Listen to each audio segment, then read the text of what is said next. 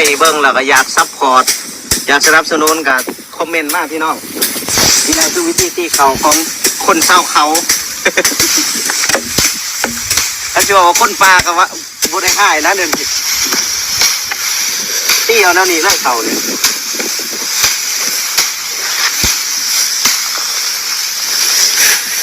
ในกล่องไหนประมาณ10 เปาเป็นจังใดพี่น้องที่เบิ่งคลิปแล้วโอ้ยพี่น้องเอ้ยเนาะยังบ่ลืมพี่น้องยังบ่ได้คิดว่าเจ้าของเฮ็ดหยังไว้กับ FC พี่น้องเอ้ยเนาะฮักหลัง FC ซำใดยังมาบอกว่าให้ FC ซัพพอร์ตคอมเมนต์เข้ามาได้เพิ่นว่าอยากให้ FC ซัพพอร์ตและคอมเมนต์กันเข้ามาได้เพิ่นว่าจังซี่พี่น้องเอ้ยเนาะทางบ่น้อยปากเซ โอ้เราเหมือนแบบบ่มีหยังเกิดขึ้นเลยพี่น้องเอ้ยเนาะและเพิ่นว่า70 ปี80 ปีไทยน่ะก็เฮ็ดจังซี่เคยเฮ็ดแบบนี้เพิ่นว่าเดี๋ยวนี้บอกเลยว่าเพิ่นน่ะประเทศไทยเนี่ยพี่น้องไทยเฮาเนี่ยเพิ่นเฮ็ดผ่านมาก่อนเนาะเพราะว่าดูคำปันสุขคนสู่ชีวิตผ่านมรสุมท้องทับลงในใจเจอเรื่องร้ายทำให้เหลือเรี่ยวแรงแต่หัวใจยังไม่แพ้ไม่เคยสิ้นแสงยังคงแกร่งเดินหน้าสู้กราบทักทายสบายดีและสวัสดีพ่อแม่พี่น้อง FC หมู่เพื่อนเบิดทุกคนทุกท่านบ่ว่าสิเป็นพี่น้องฝั่งไทยฝั่งลาวหรือว่าต่างประเทศก็ยินดีต้อนรับเข้าสู่ช่อง YouTube ตู้คำปันสุขเด้อพี่น้องเอ้ยเนาะมาเจอพอตู้คำมื้อนี้พี่น้องเอ้ยก็อยู่ห้องคือเก่าเนาะตอนแรกวันอาทิตย์พี่น้องก็หลายคนก็เป็นวันจันทร์หลายคนก็คือสิได้เข้าสู่หน้าเวียกหน้างานคือเก่าเนาะพี่น้องเนาะเอาพี่น้องมื้อนี้มาเจอทุกคำมื้อนี้ก็คือเก่าคือเดิมเนาะทุกคำก็อัปเดตทางยูทูบเบอร์เนาะหรือว่าบุคคลที่ชอบโกงหักหลังเพื่อนหักหลัง FC พี่น้องเอ้ยเนาะนั่นก็คือบ่าวน้อยปากเซล่าสุดพี่น้องล่าสุด2 ชั่วโมงผ่านไปบ่าวน้อยปากเซได้อัปเดตลงเนาะตีเข่าว่าซั่นพี่น้องฟาดเข่าโอ้ยเนาะยังบ่แล้วยังบ่ลืมเลยพี่น้องวอนพ่อแม่พี่น้อง FC คนไทยให้ซัพพอร์ตเราให้ซอยเหลือเราเพิ่นว่าพี่น้องเอ้ยเนาะเรา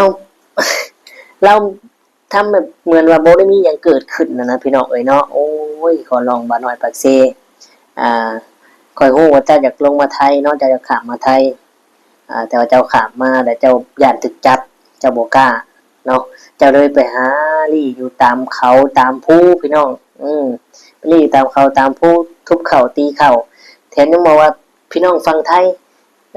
เคยมีบ่แบบนี้ตีเข่าฟาดเข่าเพิ่นว่าเนาะตามที่เฮาได้เบิ่งกันนะพี่น้องโอ้ยไม่อยากจะเว้าเลยเนาะเพิ่นแห่งผ่านมาก่อนเจ้าอีกสำหรับบ่น้อยปากเซพี่น้องเอ้ยเนาะและหลายคน FC ก็สงสัยแนวนี้พี่น้องถ้าว่าบ่เห็นเราอัปเดตคลิปลงน่ะแนวนี้มีทางเดียวบ่น้อยที่จะเข้ามาราชอาณาจักรไทยเนี่ยได้เนาะเข้ามาไทยได้เนี่ยคือมีวิธีเดียวคือลักลอบเข้ามาหรือว่าเป็นผีน้อยนั่นเองหรือว่าเป็นแรงงานผิดกฎหมายเนาะหรือว่าคนเถื่อนพี่น้องเนาะเขาลักลอบเข้ามานั่นแหละจึงที่เขามาไทยได้เนาะตอนแรก FC บ่เห็นทั้งทั้งบ่น้อยแล้วอัปเดตลงแล้วก็ทั้งบ่โบทั้งทีมงานบ่ต้นเพิ่นเงียบหายไปก็คิดว่าบ่น้อยประเทศเนี่ยต้องลักลอบเข้ามาไทยแน่นอนเนาะถ้าว่าเขามาทางพาสปอร์ตเขามาถูกต้องเนี่ยตม.บ่ให้ผ่านดอกพี่น้องเอ้ยเนาะเพราะว่ามีคดีที่แจ้งความไว้อยู่แล้วนะทุกคำก็ออกมาให้กำลังใจแล้วมื้อนี้เนาะออกมาให้กำลังใจบ่น้อยให้เจ้ายอมรับความจริงและสารภาพผิดและขอโทษทุกคนรับรองทุกคำเชื่อทุกคนก็ต้องให้อภัยเนาะเจ้าก็อาจจะหายห่วงแผลในใจคดีเจ้าก็อาจสิได้ผ่อนเบาเนาะจากนักกลายเป็นเบานะพี่น้องเอ้ยเนาะถ้าเจ้าสิไปลบไปนี่อยู่ตามเขาตามอย่างแบบนี้โอ้ยพี่น้องเอ้ยบ่ได้ดอกบ่น้อยเนาะตู้ค่ำน่ะ ฟังแล้วคิดพี่น้องคิดว่าโอ้ยพี่น้องเลยเนาะอ่าหลายช่องเนี่ยที่เอาเรามารีแอคชั่นแล้วก็เอาเรามาเว้าถึงความเป็นจริงแต่เราก็ยังบ่ได้รู้สึกหยังเลยพี่น้องเนาะยังวอน FC พี่น้องคนไทย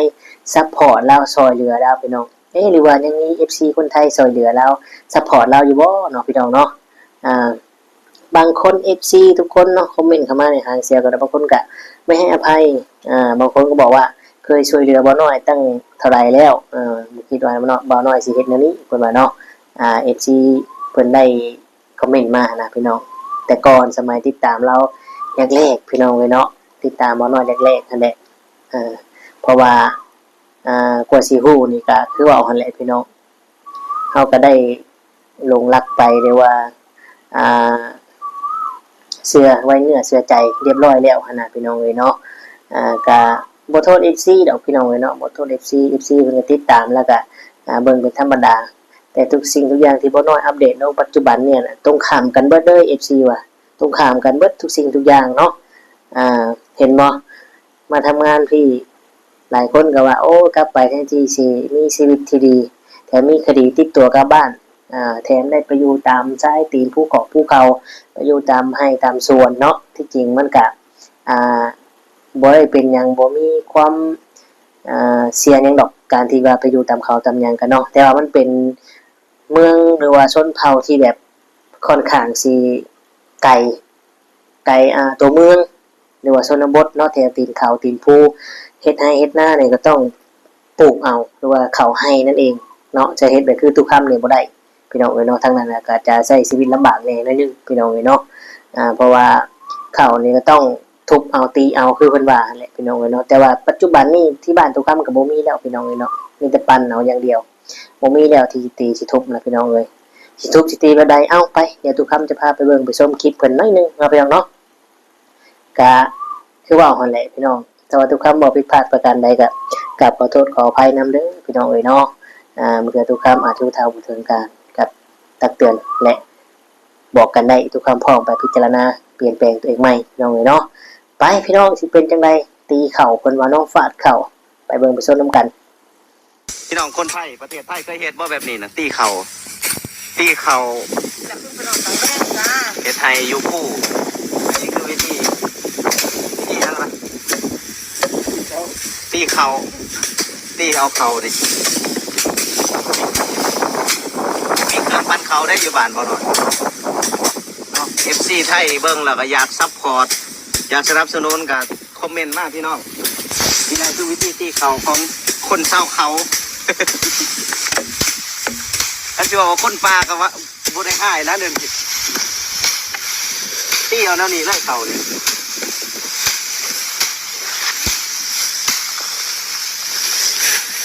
ในกล่องไหนประมาณ10 เปา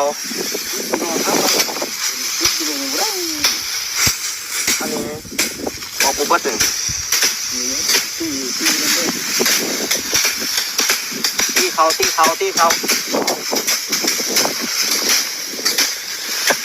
ประเทศไทยเคยเฮ็ดบ่แบบนี้นะพี่น้องคนไทยประเทศไทยเคยเฮ็ดบ่แบบนี้นะตีเขาพ่นเขาตีเขาพ่นเขาบ่ประเทศไทยมีแต่รถเกี่ยวเขาเนาะเกี่ยวเขาแล้วออกมาเป็นเม็ดเลยเนาะแต่บ้านเฮาเกี่ยวแล้วก็เก็บแล้วก็มาตีแบบนี้ใส่คนร้ายที่ตี4-5 คน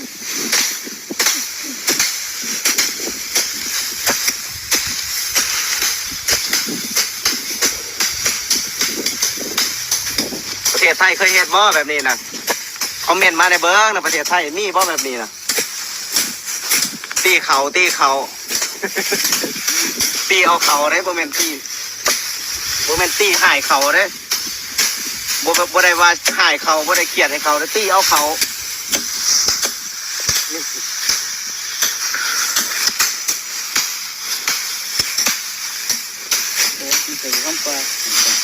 3 บาทก็เบิดแล้วเขาตี3 บาท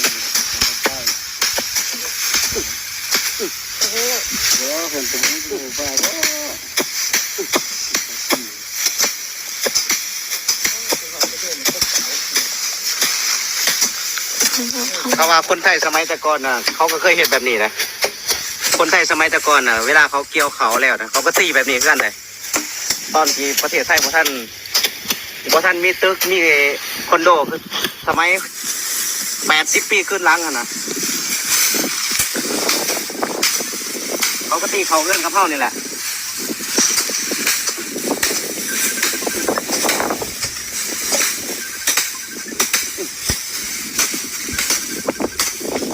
กลัวสิได้แต่ละสอบ สั้นมันยังกระเซ็น กลัวสิได้แต่ละสอบกลัวสิได้แต่ละเทื่อหนึ่งมา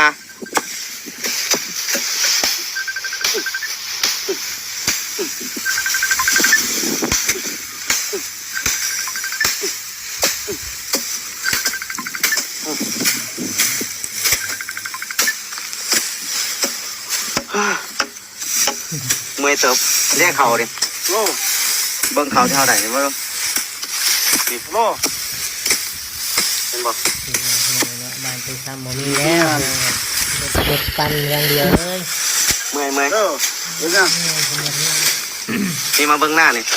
มีเส้นงานอ่ะ ลักษณะเป็นป่า อันนี้ว่าท่านเกี่ยวพี่น้อง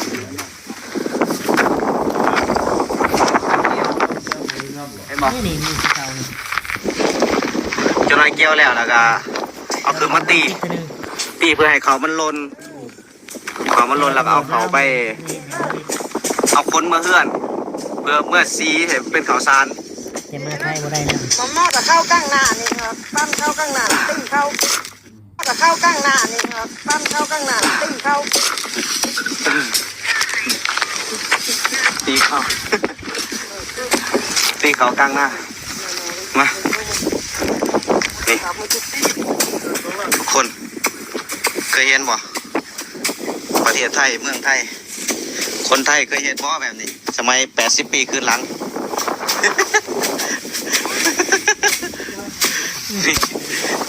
โมเมนต์ประเภทนี้เลยอ่ะนี่ละเขาเอิ้นว่าเฮ็ดซ้ำใดใส่ซ้ำมีเฮ็ดพอได้อยู่ได้กินพี่น้องบ่พอสิได้ขายคือบ้านอื่นเมืองอื่นหรอกคนเดินเขาเฮ็ดเขาขายโอ้ เขาให้นี่ อันนี้เฮ็ดกินกันยังบ่พอล่ะ อะไรลุงเพชรใต้สองเพชรเลิกมาเนี่ยละโอ้โหกระพวกปั้น กินน้ำก่อนอยู่ทางภูเขาบ่เดี๋ยวไปทางไหนก็มีแต่ภูเขา เอ็นเลิกมือแรงละขึ้นมานอนนี่มือเช้าเราไปเช้าเช้า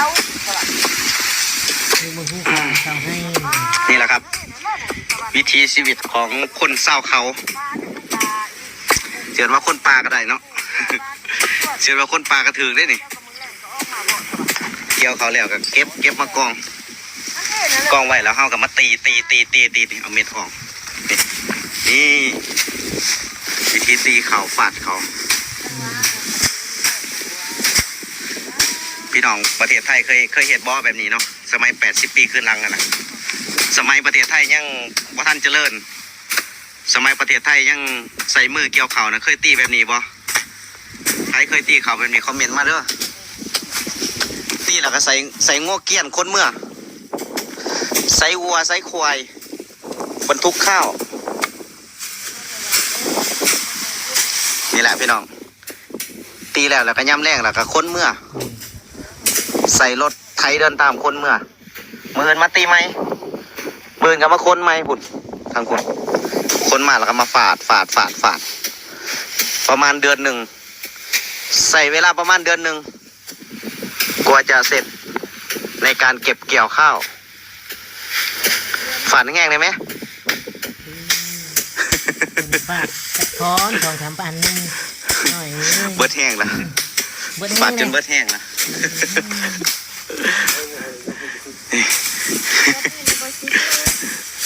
อีแบะนั่นแบะบ้านตุกคำหมูมีแล้วพี่น้องเลย บน นี่ ภู นะ เขา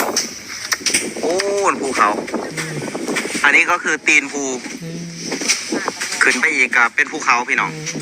ขึ้นไปอีกก็เป็นภูเขา อันนี้ก็คือตีนภูมองเฮาปลูกเขาเลยเขาปลูกเขาเนี่ยก็คือภูแล้วก็ปลูกยางด้วยนี่เป็นต้นยางพาราเป็นต้นยางพารานะนี่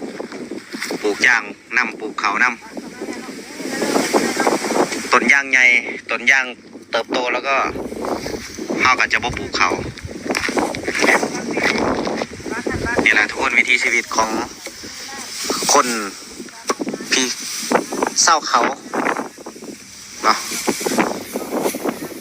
เขาเรียกว่าไตเมื่อยคนเมื่อยนี่แหละครับโอเคครับพี่น้องเนาะถ้าผู้ใดอยากสนับสนุนซัพพอร์ตก็คอมเมนต์มาเด้อพี่น้องเด้อขอถ่ายบรรยากาศให้เบิ่งนะพี่น้องวิถีชีวิตของคนชาวเขาตีเขาโอเคพี่น้องตัดภาพมา เป็นจังใดพี่น้องที่เบิ่งคลิปแล้วโอ้ยพี่น้องเอ้ยเนาะยังบ่ลืมพี่น้องยังบ่ได้คิดว่าเจ้าของเฮ็ดหยังไว้กับ FC พี่น้องเอ้ยเนาะหักหลัง FC ซำใดยังมาบอกว่าให้ FC support คอมเมนต์เข้ามาได้เพิ่นว่าอยากให้ FC support และคอมเมนต์กันเข้ามาได้เพิ่นว่าจังซี่พี่น้องเอ้ยเนาะทางบ่น้อยปักเซ โอ้เราเหมือนแบบบ่มีหยังเกิดขึ้นเลยพี่น้องเอ้ยเนาะและเพิ่นว่า70ปี80ปีไทยน่ะก็เฮ็ดจังซี่เคยเฮ็ดแบบนี้เพิ่นว่าเดี๋ยวนี้บอกเลยว่าเพิ่นน่ะประเทศไทยเนี่ยพี่น้องไทยเฮาเนี่ยเพิ่นเฮ็ดผ่านมาก่อนเนาะเพราะว่าไทยเนี่ยเกิดก่อนได้เนาะหรือว่าเจริญก่อนนะพี่น้องหรือว่าตั้งรากปักฐานได้ก่อนความเจริญก็ก้าวหน้าก่อนอย่างประมาณนี้สมัยนั้นเพิ่นว่ามีบ่ว่าเพิ่นยังฮู้แต่ว่าบ่แบบนี้เนาะจะใช้ไม้ก้อนขี้พี่น้องหรือว่านั้นฟาดเอาสิเนาะฟาดเอาสินะอันนี้บ่ได้ฟาดพี่น้องทุบถ้าว่าเฮาทุบเฮาตีใช้ไม้แข็งเนี่ยเม็ดเข้าก็จะแตกเนาะเบิ่งเพิ่นตีพี่น้องเบิ่งบ่น้อยตีเมื่อกี้จักพรพี่น้อง 2-3 พรนึงเนาะเมื่อยแหละเพิ่นว่า แล้วก็วอนแต่ FC ซัพพอร์ตสนับสนุนเพิ่นพี่น้องเอ้ยเนาะเอาพี่น้องมื้อนี้ทุกคำขอเป็นกำลังใจให้เฮาหน่อยแนะนำบ่น้อยปักเซว่าให้ออกมารับผิดและกราบขอโทษทุกคนเพื่อแผ่ในใจเจ้าจะได้ลบจะบ่ได้เป็นปมด้อยให้เจ้าทุกวันนี้เนาะค่อยเชื่อว่าเจ้าอยากมาไทยแน่นอนอยู่บ้านบ่ได้ดอกคนที่เคยมาหาเงินหาค่ำแล้วเนี่ยไปอยู่บ้านน่ะบ่ได้พี่น้องนอกจากว่าเจ้าพอแล้วอยากอยู่แบบพอเพียงอยู่บ้านอยู่เมืองเฮาแล้วก็ได้บัดน่ะถ้าเจ้าสิเมืองแบบบ่มีเวียกบ่มีแนวเฮ็ดธุรกิจเฮ็ดนี่โอ้ยบ่ได้พี่น้องเมืองบ่ได้เนาะอยู่บ้านบ่ได้อยู่บ้านบ่ได้พี่น้อง และข้าวเนี่ยที่บ่น้อยละว่านี่นะมันเป็นข้าวให้พี่น้องเป็นข้าวให้เนาะซึ่งเฮาจะปั้นเอาก็ได้เนาะหรือว่าแกเมื่อปั้นอยู่นั่นก็ได้แต่ว่าเพิ่นก็จะเฮ็ดแบบให้มันแล้วเลยนะพี่น้องเนาะแต่ว่าบ้านตู้ค้ำบ่มีแล้วแบบนี้พี่น้องเนาะมีแต่รถปั้นเลยปั้นเขาออกมาเลยปั้นเอารถเกี่ยวก็เริ่มมีแล้วเนาะบ้านตู้ค้ำแต่บ่น้อยคนนี้ผู้ชงสิเข้ายากคือดอกเพราะว่าเป็นตีนผู้ตีนเขาปลูกอยู่ผู้อยู่เขาเนาะพี่น้องเนาะนี่น่าจะเป็น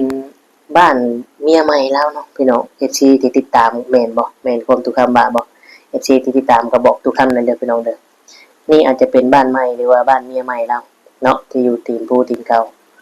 ถ้าว่าลำบากบ่ก็ลำบากอยู่ได้พี่น้องอยู่เทิงภูเฮ็ดน้ำภูน้ำผานี่ลำบากอยู่ได้ตามชนเผ่าทั้งใต้ทั้งเทิงสุดนี่ก็มีเหนือสุดก็มีใต้สุดก็มีพี่น้องเนาะทุกคำเคยไปแล้วแต่ก็ได้เห็นโอ้ยชนบทพี่น้องบางมองในสัญญาณหรือไฟฟ้าเนี่ยเข้าบ่ถึงเลยพี่น้องบางมองนะเข้าบ่ถึงเลยเนาะเอาพี่น้อง FC ทุกคนคิดคือทุกคำบอกว่าบ่น้อยปักเซ่เนี่ยอยากลงมาไทยใจจะขาดแล้วแต่ย่านเนาะและหลายคนก็คิดว่าบ่น้อยลักลอบเข้ามาสงสัยพี่น้องลักลอบเข้ามาเอาพี่น้องกับประมาณนี้คลิปนี้ทุกคำก็ฝากไว้สำนี้ซะก่อนเนาะก่อนอื่นขอขอบคุณ FC หลายๆเด้อที่เข้ามาเบิ่งชมกดไลค์กดแชร์ให้และกดติดตามขอบคุณหลายๆพี่น้องเอาสำหรับคลิปนี้ก็ทุกคำคือสิขอตัวจบอำลาพระจากคุณแม่พี่น้องไปเนาะและที่สำคัญพี่น้องอย่าลืมกดไลค์กดแชร์เนาะให้ทางบ่น้อยเพิ่นได้เห็นนำเพื่อเพิ่นมีกำลังใจเนาะว่ายังมีคนให้กำลังใจอยู่พี่น้องเอ้ยเอาโอเคทุกคำคือสิกล่าวคำว่าสบายดีแหละสวัสดีครับ